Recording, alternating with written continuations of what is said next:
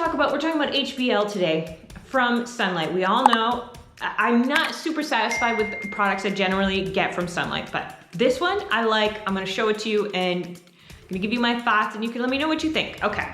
First of all, we got some products of the day. This is my Epic Life word book, and I like it. Polite, behaving in a respectful way. Respect, treat others with appreciation and behave politely. Sob, cries noisily with loud gasps. Cry, got teary because you are so emotional. Yeah, and do kind of a word of the day. So, I like it. I think it's a winner. This is Disasters in History, since we're talking about history. It's a graphic novel, super cool. I haven't read it yet, but super cool. I just got it. Look at that. So it's got some major parts that have happened in US history, some major disasters, and it does them in comic book style. So I think that is super cool. And lastly, what I got, where's my lastly one? Shoot, I put it aside because I really want to show you because it's super cool. Oh, here it is.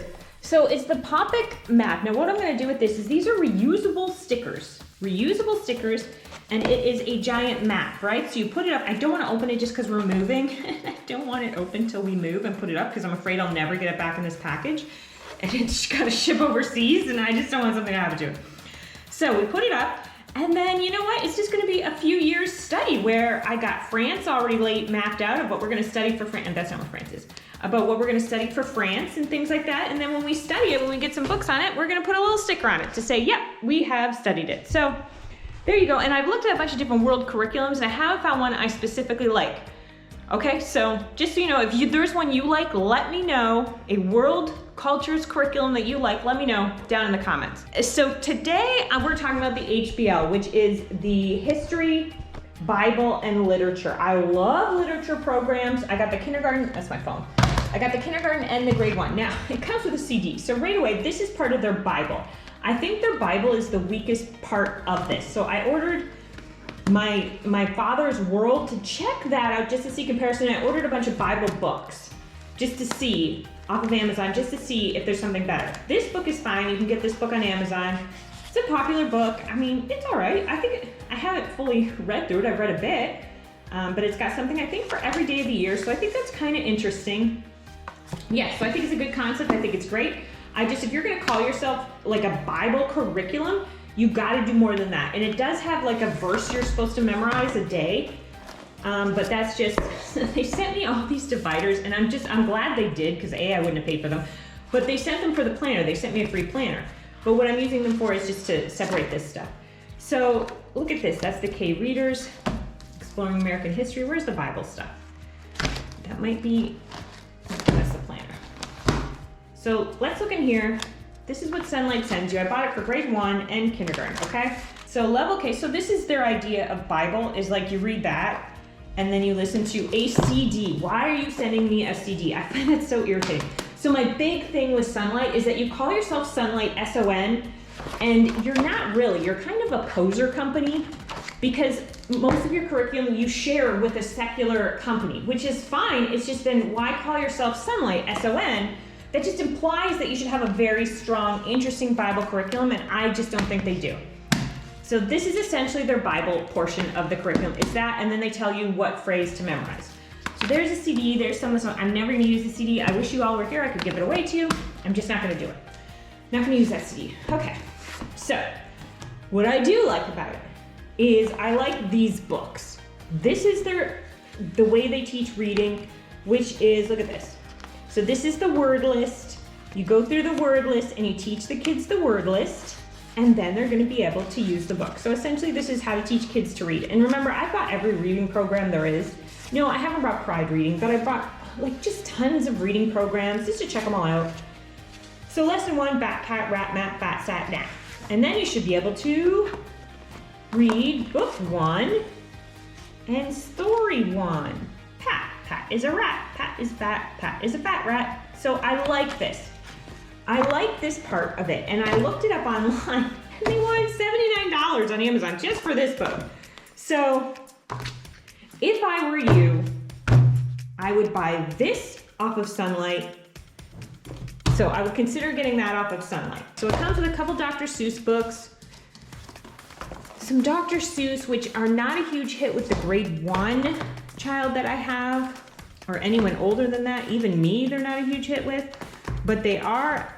But the littlest, the kindergartner, he seemed to be okay with this one when I was reading it to him today, so I haven't read the rest. Now, as far as the literature program goes, I haven't read a lot of these books, which I was surprised. These I've read, they're okay. These I've read, it's okay.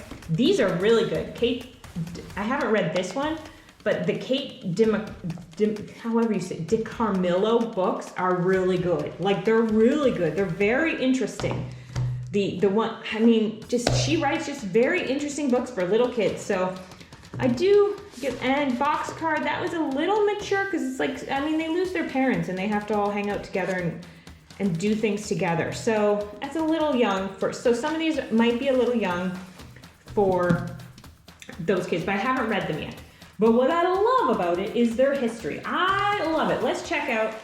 It seems like it's a pretty strong history curriculum.